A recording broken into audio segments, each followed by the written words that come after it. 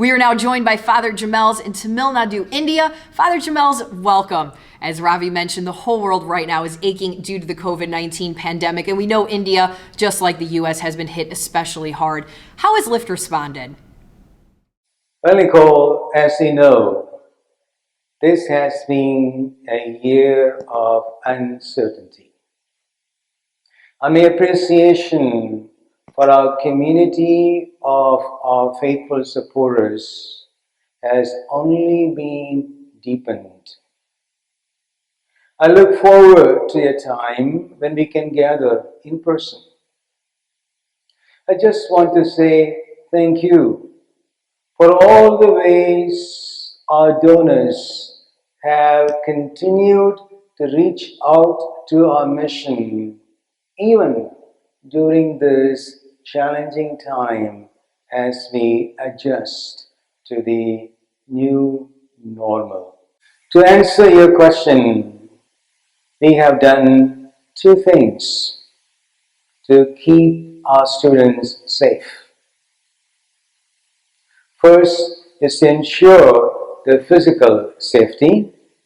All except 6 students have temporarily gone back to their respective villages where the spread of COVID is less likely because of the low population density and minimum mobility. The second is for their emotional well-being. We have created a calling schedule so that each student receives a call from another student each and every day. At the end of the day, they send me reports about each and every student so that we stay connected every day. We are committed to the students for the long term. This ensures that the students do not lose hope for solid education and transformative experience during this difficult time. I'm very confident that soon they will all be back to us to resume their normal life. The silver lining of this moment is that we've been able to expand to a national audience. So for those learning about LIFT for the first time, what is it you want them to know about the mission? It's very simple. I would want our new people to know that when you support LIFT, you are transforming lives and you are saving lives. Our LIFT mission is not only to educate students, but also to create leaders and ultimately to transform our communities. We reach out to the most deserving young people with highest potential to make a difference. With the donor support, LIFT creates a family environment for these highly motivated students. The donors provide the space and opportunity for the LIFT staff to educate, feed, house, and clothe these students. The experiences they get at LIFT creates future leaders for generations. To highlight this, I would like to give 2 examples. First, we have student parliament, where we have Prime Minister, Health Minister, Finance Minister, and so on, They meet with their team, plan and execute regularly the day-to-day activities of our residents. Even the finance is entirely managed by them. They know how much money comes in and how that money is being spent. They keep the accounts.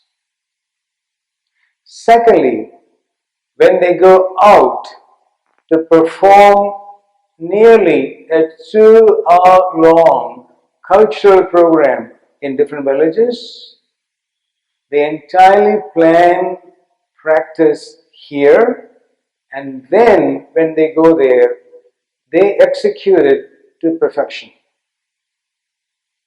Thus, they are trained to be leaders both inside where they live and outside where they perform. Father Jamels, can you tell us how are students like Selvin selected? Sure. At Lift, they feel no gifted student should be denied education because of poverty.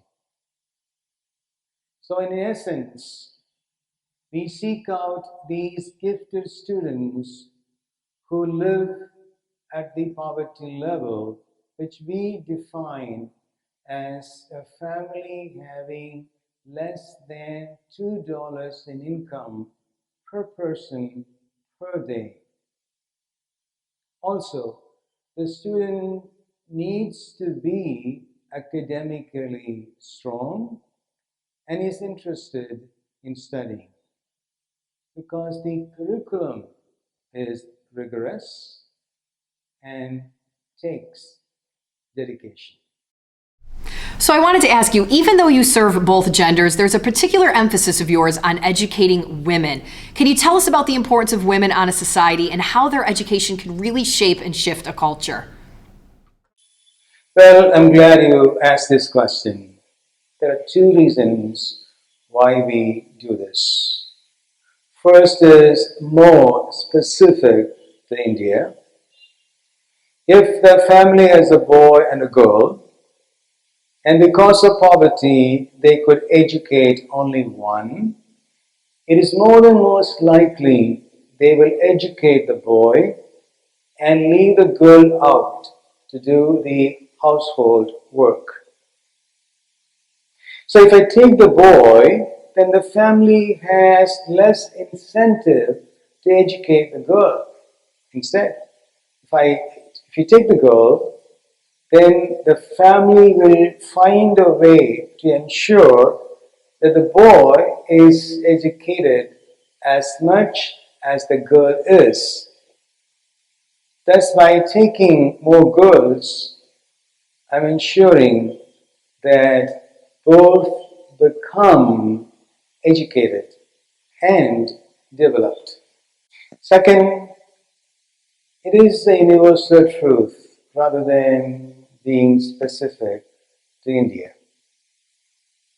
Many studies have shown educating a girl is equivalent to educating 3 or 4 boys in terms of impact it has on future generation. Mothers typically spend far more time with their children, and as a consequence, the education of girls is 3 or 4 times more impactful. So, Father Jamels, it's obvious what the value of an education can do for your students. So, can you tell us how much does it cost to educate, feed, and clothe a student for 1 year? Well, I'm glad you asked that.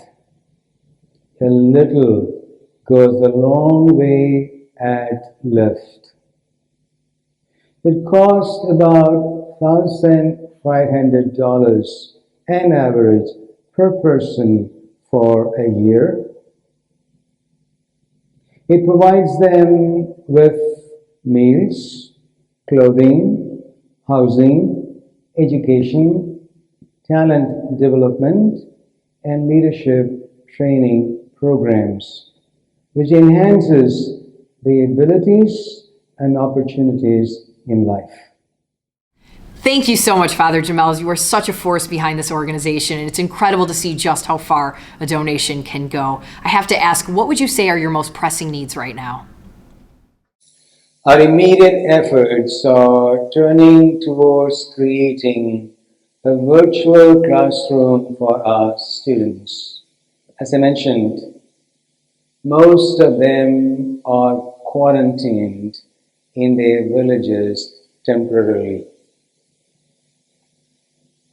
We don't want them to lose hope, and we don't want their education to slip away either.